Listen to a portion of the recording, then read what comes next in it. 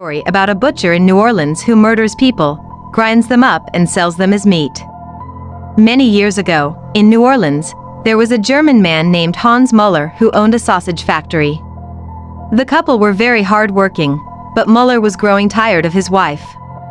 She had become old and wrinkled before her time, and he no longer found her attractive. He started having an affair with a younger woman. One dark night, Hans Muller had an argument with his wife. He lost his temper and killed her, stuffing her body into the big meat grinder in the factory. Then he ground her up into sausage meat until nothing of her was left.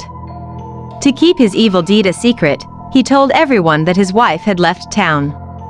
Muller mixed his new sausage meat with ground pork and then seasoned it with salt and pepper. He added some sage and thyme and a bit of garlic and, to give it a special flavor, he smoked it in his smokehouse for a while. He called his recipe Muller's Wonderful Sausage and sold it as a delicacy.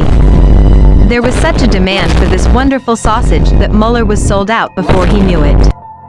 He started keeping an eye out for people who he could turn into tasty sausage meat. One day a nice, plump woman came into his shop.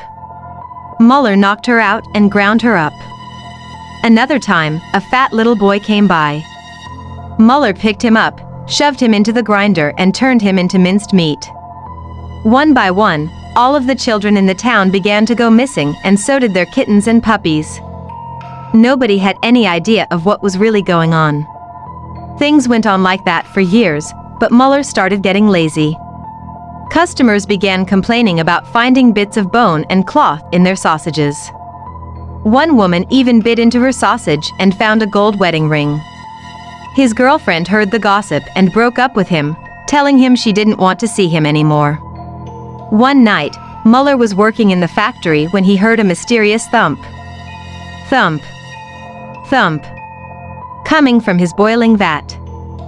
Then, as he watched in horror and disbelief, the bloody ghost of his wife emerged from the grinder.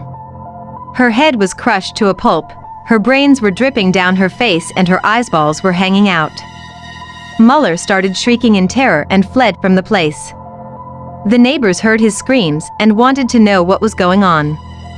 When they went into the factory, they found a stack of dead bodies piled up in the storage room, just waiting to be ground up into meat. When people saw this, they realized what had become of all the missing children and puppies and kittens.